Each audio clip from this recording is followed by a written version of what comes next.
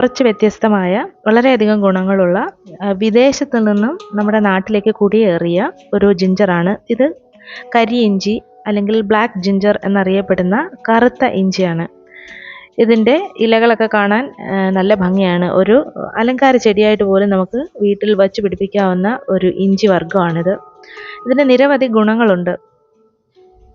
തായ്ലൻഡിൽ നിന്നാണ് ഇത് ഇന്ത്യയിലേക്ക് കൊണ്ടുവന്നിട്ടുള്ളത്. ഇത് ഔഷധമായിട്ട് തായ്ലൻഡിൽ ഉപയോഗിക്കുന്ന ഒരു ഇഞ്ചി ഇനമാണ്. മസിലുകളെ ശക്തിപ്പെടുത്തുന്നതിനും ലൈംഗിക ഉത്തേജനത്തിനുമൊക്കെ ആയിട്ട് ഇത് ഉപയോഗിക്കാറുണ്ട്.